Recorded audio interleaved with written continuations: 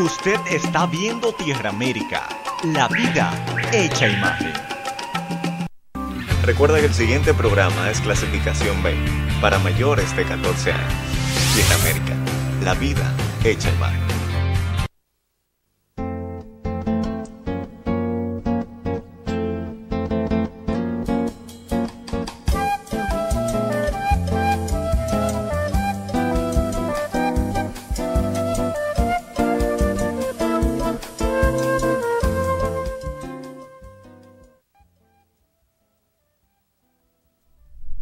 Saludos, país, voz para el cambio, esta ventana de patria, de compromiso con los ideales del padre de la patria, con los compromisos de Aniana Vargas, de Camaño, de Manolo y del inmenso Orlando Martínez, que este 17 de marzo está cumpliendo un año más del vil asesinato de una pluma brillante, de una pluma de compromiso con la patria, con la democracia, con la libertad, con el derecho de los campesinos a tener la tierra. Y hoy entonces estamos en discusión por las matas de Farfán para que a ese municipio se le ponga el nombre de Orlando Martínez.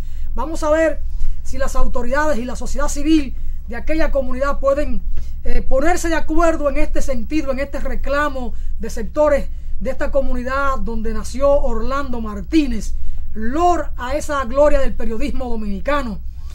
Vamos hoy a tener una conversación interesante dedicada a un tema internacional, a Colombia. Nosotros que hemos dicho que este año de bicentenario íbamos a dedicar todo el espacio durante el año a la memoria, al pensamiento, al ejemplo del padre de la patria, don Juan Pablo Duarte. Sin embargo, la República Dominicana ha tenido de alguna manera contacto así tangenciales, no tan directo con Colombia, aunque cuando don José Núñez de Cáceres proclamó la independencia, la denominada independencia efímera, no era una independencia tal, porque lo que procuraba era unir el país a la Gran Colombia. Y aquí se habla de la independencia efímera como si fuera la primera independencia nacional, cuando realmente don José Núñez de Cáceres no procuraba la independencia real de nuestra patria, sino la incorporación de este territorio, de alguna manera convertido en nación para integrarse a la Gran Colombia. De todas maneras, de Colombia, una sociedad hermosísima, es una potencia económica, quizá con más de 1 millón de kilómetros cuadrados en territorio, con grandes minas, con grandes riquezas naturales en el orden de la agricultura, grandes ríos. Es una gran reserva de América Latina.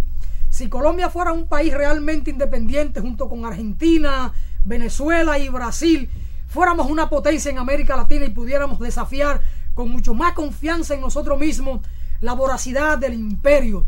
Lamentablemente, Colombia, una gran nación, ha estado dominada por los conservadores, y unos conservadores al servicio del imperio, no al servicio del pueblo colombiano como tal. Y aquí las informaciones que nos llegan de Colombia son breves cables que no nos informan del todo de cómo andan las cosas. Hace un tiempo, en la conmemoración del 5º centenario del encuentro de dos culturas o del descubrimiento de América, como eufemísticamente también se le llama, 5 dominicanos fueron hechos prisioneros en Colombia, entre ellos Fidel Santana, Germania, una amiga de Galván, Germania Castillo, Guillermo Brea, el Ciego como se le conoce, y otro de apellido creo que Matos. Fue un contacto nuestro con Colombia, Manuel Matos, puede ser. No, Manuel, ahora tú me dices. Pero de todas maneras vivimos un poco desvinculados de ese proceso colombiano, que es interesante conocerlo. Y nosotros lo hemos conocido un poco más porque Narciso Isa Conde ha estado vinculado con aquel proceso, solidario con aquel proceso. Es un pueblo en lucha, con un movimiento guerrillero, el más antiguo quizá de América Latina y del mundo. Más de 50 años en armas en las insurrectas montañas colombianas, que son grandes. Colombia tiene incluso zonas que son de selva prácticamente. Y hace un tiempo, 2 o 3 años, Narciso Isa Conde, un camarada nuestro, un amigo, un hermano, un combatiente, un revolucionario, un humanista, se vio incluso amenazado de muerte por ese poder de los conservadores de Colombia, vinculado con Uribe, que era su presidente entonces, e incluso le mandaron para acá al país a un embajador, a Montoya, que había sido y es un asesino de tomo y lomo, conocido y confeso incluso, y con vínculo con la CIA. Así que nosotros queremos esta entrega especial dedicarla a Colombia y conocer con Narciso Isa Conde los orígenes incluso de ese movimiento guerrillero, de esa insurgencia, e incluso partir del hecho del asesinato en 1948 de Eliezer Gaitán, un líder político liberal colombiano, que Fidel Castro estuvo allí en aquel momento y estaba Joaquín Balaguer en Colombia como embajador en la época de la tiranía de Trujillo. Es decir, hay hechos, hay situaciones que nos mueven a hacer una entrega especial para que el pueblo dominicano conozca la realidad de este proceso colombiano. Narciso, saludo, me alegra que haya aceptado esta provocación mía y del espacio para que conversemos de un tema, de alguna manera un tema tabú en la República Dominicana, y si no tabú, al menos desconocido.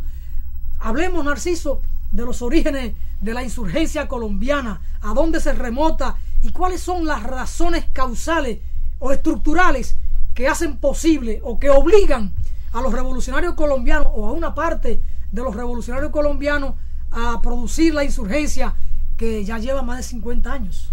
Sí, creo que es muy importante la decisión de abordar este tema en este espacio, que como tú dices ha sido de muy bajo perfil por determinación del poder mediático en la República Dominicana. Sin embargo, es de una gran trascendencia a mi modo de ver. Colombia, como en muchos países de América Latina, en su historia tuvo esa confrontación político-social entre las fuerzas conservadoras y las fuerzas liberales, que marcan también nuestra propia historia, ¿no? Allá incluso conformada como partido conservador con ese nombre, Partido Liberal. Partido Liberal encarnando los ideales de libertad, de justicia social, el tema agrario, naturalmente, la Colombia de los años 40, una dimensión, todavía la tiene, hay 14 millones de habitantes en el campo colombiano. El tema agrario, el tema del latifundio, el tema del dominio oligárquico. Y las contradicciones se agudizaron de tal manera que las fuerzas conservadoras desataron la represión en gran escala, sobre todo a partir del asesinato de Gaitán, cuando el liberalismo coge un auge extraordinario y se constituye en un proyecto de poder con posibilidades inmediatas. La reacción conservadora, apoyada por las peores fuerzas internas e internacionales, los Estados Unidos naturalmente, emprenden una guerra, una cacería contra los liberales. Marulanda fue un militante liberal, de joven, y naturalmente en esa resistencia campesina contra las fuerzas conservadoras, contra las fuerzas del latifundio, estuvieron presentes los comunistas colombianos, ¿no? Y se produce aquel fenómeno de resistencia armada inicial que luego se cristaliza en la llamada República de Marquetalia, y ahí aparece la figura de Manuel Marulanda Vélez, que después fue conocido con el sobrenombre de Tiro Fijo. Estamos hablando de los finales de los 40, 49, 50 y los años 50. La guerrilla de Marquetalia, que era una especie como de pequeña república, así fue concebida, sobre todo una guerrilla de autodefensa campesina. Después viene todo el proceso de desarrollo político, organización, avance en el pensamiento. Marulanda asume la militancia comunista, deviene en Fuerzas Armadas Revolucionarias de Colombia en los años 64. Con razón tú hablabas de más de medio siglo de resistencia armada. Es un caso de una singularidad en la historia universal, una resistencia frente a un poder local e internacional, porque siempre el conflicto colombiano estuvo internacionalizado por el rol de los Estados Unidos en nuestra América, en favor de los dictadores, de las fuerzas más conservadoras. Haber sobrevivido a una guerra sucia entronizada del Estado, porque de eso se habla poco. Esto es un fenómeno interesante. Pero la matanza conservadora se estima en más de 300.000 personas en la Colombia de entonces. Este es un fenómeno interesante porque más de 50 años de insurgencia armada o de resistencia armada, si bien es cierto que ellos no han podido vencer, no lo han podido vencer a ellos. No lo han podido vencer y con todo el poderío incluso de Estados Unidos. Y han sobrevivido y se han desarrollado posteriormente a todos los momentos difíciles. En momentos que daban por casi liquidadas las guerrillas, y eso tiene que ver con sus raíces sociales y con las raíces del conflicto. Por eso me parece que el denominar conflicto social armado, el conflicto colombiano, tiene mucho sentido de justicia y de ciencia, ¿no? Porque en las raíces campesinas, en la lucha del campesino por el derecho a la vida, por el derecho a la tierra, por el bienestar de su familia, asumido por la FARC, que se constituyen primero en gran medida como una guerrilla campesina y siguen teniendo una enorme base social campesina. Eso es lo que le ha permitido moverse como el pez en el agua, como se dice, ¿no? Eso es lo que le ha permitido sobrevivir a todos los avatares y a todos los grandes planes contrainsurgentes.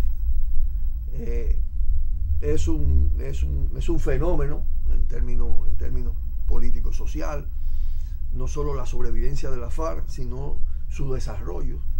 La FARC son, para que se entienda bien, ya no un movimiento guerrillero simplemente, es un ejército popular.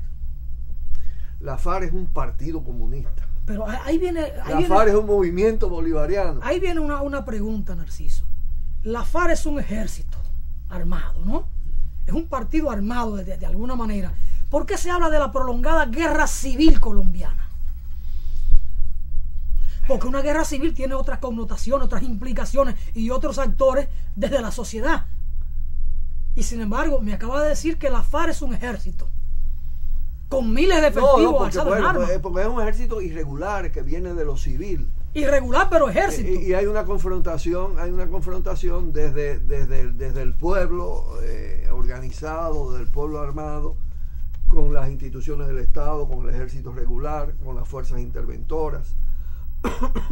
Y bueno, generalmente a estas confrontaciones se le ha denominado en términos generales guerra civil. Esto es mucho más que esto.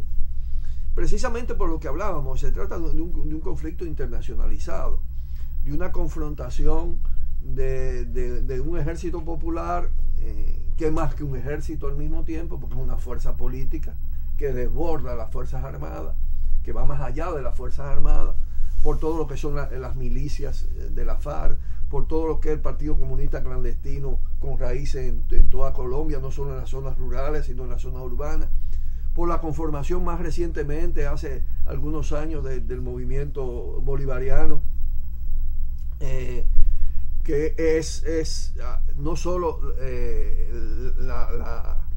la organización de los civiles clandestinamente del Partido Comunista, sino también de fuerzas que se adhieren a la insurgencia y que colaboran con la insurgencia de múltiples maneras. Es una fuerza vinculada a los movimientos sociales, no solo al movimiento campesino, es una fuerza vinculada al movimiento indígena, al movimiento de mujeres, al movimiento de jóvenes. El impacto que tiene la insurgencia colombiana en la juventud actualmente es verdaderamente espectacular. Las organizaciones estudiantiles secundarias, las organizaciones estudiantiles universitarias, tienen una actitud de relación, de simpatía, de desafío al poder y a todos los estigmas. Porque al mismo tiempo hay que decir que no solo se trata de no haber podido ser derrotado militarmente, sino de haber enfrentado la campaña. Yo escuchaba a Maduro cuando hablaba de la campaña de estigmatización y de calumnia contra Chávez como persona. Pues yo creo que en la historia mundial reciente no existe un caso de una fuerza política, de una fuerza político-militar tan vilipendiada, tan calumniada, tan vilmente estigmatizada por lo que se llama el poder y la dictadura mediática mundial, especialmente encabezada por los Estados Unidos. A eso voy, Narciso, porque cuando uno ve el tema de la FARC y cómo los niveles de solidaridad de los pueblos de América Latina llega a un nivel muy ínfimo, muy bajo, porque entonces todo el estigma contra la FARC de terrorista, de los vínculos con el narco, la explosión de bombas, entonces han creado una imagen de la FARC que ha llevado a que los pueblos de América Latina no expresen una solidaridad militante como se ha hecho con otros procesos. Por ejemplo, los sandinistas tuvieron una gran solidaridad en América Latina, lo propio el Frente Farabundo Martí en El Salvador, y sin embargo con la FARC no ha pasado esto. No, precisamente hay momentos en que sí, en que la solidaridad sube un poquito, pero... Porque el imperio metió a Colombia en un hoyo, una especie de hueco oscuro, cargado de mentiras. Uno observa de que distorsiones. Que la solidaridad con la FARC es una solidaridad militante. Usó de manera bestial desde el punto de vista propagandista el tema del narco. Cuando precisamente la FARC eran las fuerzas enfrentadas al narcoestado que se conforma en Colombia. Porque en Colombia, a partir del inicio de la Guerra Sucia, su entronización, se va conformando un estado y un paraestado con todo el paramilitarismo formado desde las Fuerzas Armadas, financiado por las Fuerzas Armadas, financiada por el narcotráfico. Se forma un narcoestado, un estado delincuente, mafioso, que tiene una formalidad democrática representativa en términos de las instituciones de la llamada democracia neoliberal, porque está muy lejos de todo esto, ¿no? En ese contexto ha jugado un papel extraordinario el tema de los medios de comunicación. Lo que Marulán le hablaba de la deuda que tenían esos medios de comunicación con la FARC en términos de la capacidad de mentir. Bueno, ahora ha salido a relucir todo el tema de los falsos positivos. Como le pagan recompensa a los soldados por guerrillero muerto, ese ejército mafioso entroniza la práctica de agarrar a cualquier joven de un barrio, de un campo, vestirlo de guerrillero, matarlo y cobrar por ello. Miles y miles. Si en Colombia se hicieran las excavaciones de la fosa común, la introducción de la motosierra como arma de tortura y de muerte es una cosa atroz. Jugar fútbol con la cabeza de la gente, estos bárbaros. Esos grupos paramilitares que hoy se sienten traicionados, pues fueron formados por las Fuerzas Armadas, fueron formados por los dirigentes políticos de esos países. Uribe es un hombre que viene de ahí. Su padre viene de ahí. Su padre era un narcotraficante. Ahora fíjate, junto al estigma que produce ese proceso que tú dices de alejamiento, incluso no solo el estigma, sino que en el momento en que las FARC logran sobrevivir como insurgencia armada a todo lo que fue el viraje hacia la derecha del mundo y hacia la extrema derecha, el predominio del neoliberalismo, el derrumbe de los países del este, como todo eso se fue a una fosa y se vende la idea del fin de la historia, del triunfo definitivo del capitalismo, se siembra el pesimismo. Más que éxito económico, el neoliberalismo, que no lo ha tenido en términos de resultados para la sociedad, todo lo contrario, y mucho menos para la propia crisis del capitalismo, su gran éxito así fue sembrar esa idea, que las FARC desafían, porque se planteó la liquidación de las formas de rebeldías armadas,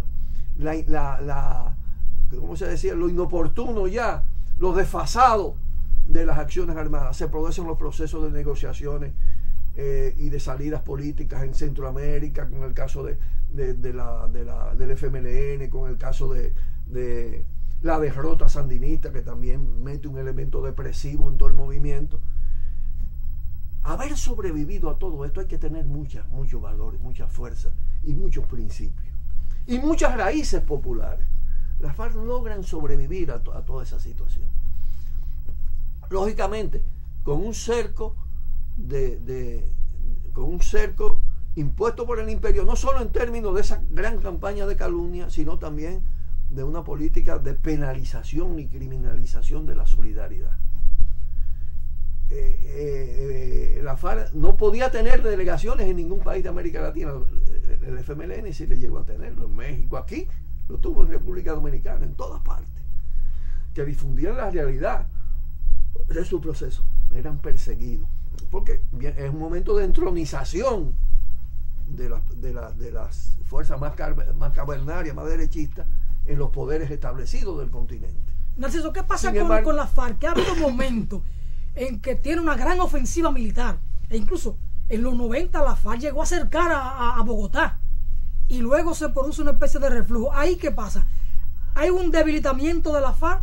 ¿Hay una mayor ofensiva del gobierno y del imperio? ¿O se recoge la FARC para dar paso a la negociación? ¿Cuál es la situación? No, ha habido varios momentos, es decir, hubo el proceso de los diálogos de paz, de la búsqueda de salida política al conflicto armado, ha tenido varios momentos, ¿no? Recordemos aquel cuando Belisario Betancourt, el tema de la salida a la luz pública de la Unión Patriótica. La Unión Patriótica es en ese contexto, en el plano de los acuerdos, de las negociaciones de paz con la FARC del gobierno. Pero ahí le asesinaron más de 4.000 cuadros. Ahí voy. El tema del Partido Comunista y la relación con la FARC, la relación con la Unión Patriótica. Pues ese ensayo de ir hacia la legalidad indirectamente fue cortado drásticamente por un baño de sangre. Sí, entre 4 y 5.000 personas asesinadas, los principales dirigentes asesinados, los candidatos, los concejales, los diputados, los senadores. Es un río de sangre lo que arma. Otro proceso que la UPA participó en un proceso, claro, ganó cuota de poder, claro, y después otro proceso que le dio oxígeno en términos públicos, de presencia pública e internacional a la FARC, fueron los diálogos del Caguán, los diálogos con Pastrana, pero que evidentemente en Pastrana y en las fuerzas del poder estuvo marcado por una maniobra para colar el Plan Colombia, ganar tiempo, un momento que la FARC estaba fortalecida, introducir con fuerza el Plan Colombia, que ha implicado también cambios tecnológicos de las Fuerzas Armadas colombianas a partir de la asesoría militar norteamericana, y no solo norteamericana, israelí, de la más alta tecnología mundial. Esto tiene que ver con los cambios también en la manera de resistencia. La FARC, a partir de ese fenómeno que implica, por ejemplo, el control satelital, los aviones espías, el uso del láser desde los aviones, todo esto, ¿no? Obliga a la FARC a cambiar de los procesos de concentración de fuerza para grandes ofensivas sobre ciudades a volver a la movilidad, a las pequeñas unidades. Pero las FARC no se han debilitado, por más que han proclamado su liquidación o su debilitamiento. Es todo lo contrario. Ahora mismo acaba de dar la noticia de 3 helicópteros abatidos, que jamás lo ha admitido el ejército, que lo presentó como accidente, que lo presentó como uno caído por un fenómeno atmosférico, otro por una falla técnica, uno cayó en un campo de mina. Es decir, la cantidad de golpes que le da la FARC a las Fuerzas Armadas, de bajas que le ocasiona, no son registradas en los medios de comunicación, porque hay una dictadura mediática que está dirigida fundamentalmente a distorsionar la realidad del conflicto social armado, a presentar una fuerza declinante cuando no lo es. Y no lo es, y es tan sencillo demostrarlo, porque si fuera así no tuviera el gobierno de Santos dialogando hoy con la FARC, después que Uribe proclamó que estaba próxima la derrota total, y el propio Santos del Ministerio de Guerra. Sin embargo, han tenido que sentarse de nuevo a dialogar en La Habana, lo que te indica la fuerza que tiene la FARC. Y no solo esto, porque yo quiero, los procesos no se pueden ver solo en el ángulo de la insurgencia FARC, ELN, frente a las Fuerzas Armadas regulares, frente al Estado represivo, terrorista. Hay una resistencia diversa, multifacética en Colombia, que va más allá de las filas de las insurgencias armadas, que está en los movimientos sociales, que está en el movimiento sindical, que está en el movimiento indígena, que está en los movimientos juveniles, que conforma movimientos políticos, sociales. Pero Narciso, ¿por qué si Colombia tiene una capacidad intelectual en la sociedad de las mejores de América Latina? Colombia es un país grande, inmenso, con grandes recursos naturales, que puede acabar en un 2x3 con la pobreza. Y asumo yo, que la permanencia de estos niveles de pobreza en aquella sociedad con inmensos recursos, lo que hace posible que se mantenga un estado de guerra. Claro. Entonces, ¿por qué no poner aquella capacidad intelectual del pueblo colombiano en función de resolver problemas esenciales y terminar con la guerra? Mira, porque la naturaleza de la clase dominante, gobernante, y su articulación con las fuerzas imperialistas de los Estados Unidos y con el propio imperialismo europeo, con Israel, no dan para eso. Es todo lo contrario, dan para la concentración. La aplicación desde un ejercicio de guerra y de un aparato represivo contra la sociedad del modelo neoliberal en Colombia ha sido drástica en los procesos de privatización y apropiación de recursos naturales, de presencia de las corporaciones mineras, energéticas, sobre los recursos naturales. Cuando tú escuchas a los comandantes de la FARA en los propios diálogos de paz, en sus documentos, sobre el tema de las megamineras, de las corporaciones mineras y energéticas, tú crees que está en la República Dominicana y todavía con una mayor dimensión de estos problemas. Las nuevas plantaciones para biocombustible, la Barrick está en Colombia, las grandes corporaciones mineras están en Colombia, esa oligarquía convertida en oligarquía financiera, capitalista, una parte moderna, otra parte latifundista, los intereses económicos del militarismo. Se han formado verdaderos grupos de poder en el generalato colombiano, en la propia estructura de la partidocracia colombiana, del Estado colombiano, que viven de la guerra, que hacen negocio de la guerra, que se enriquecen con la guerra, que quieren resistirse a la paz, que no conciben una política de distribución de ingresos, de justicia social, de cambio en el régimen de tenencia de tierra, de reordenamiento territorial. Ahí está en debate el tema del territorio, no solo el tema de la propiedad de la tierra, de ese latifundio histórico, feroz, voraz y además ineficaz, sino también está el tema del uso del suelo, de la ganadería extensiva, esos debates que dimos aquí en los años 60, 70, sobre la ganadería, cuando la ley ganadera, la cantidad de tierra de que disponen las vacas, la resistencia a una ganadería intensiva, el tema del uso del suelo, del subsuelo, del sobresuelo, los daños ambientales. Todos esos problemas están muy presentes, con un capitalismo dependiente, con alta concentración a partir de la aplicación de las políticas neoliberales, con una presencia imperial que además tiene un nivel de asesoría y de presencia directa de fuerzas militares y de mercenarios en la lógica de las políticas nuevas del Pentágono, y 7 bases militares de los Estados Unidos, que no solo apuntan contra las riquezas colombianas, que como tú has indicado son inmensas, sino apuntan contra la Amazonía. Es una gran cabeza de playa para apropiarse de los grandes recursos de la Amazonía, principal fuente de agua mundial, de biodiversidad, de minerales estratégicos, de petróleo.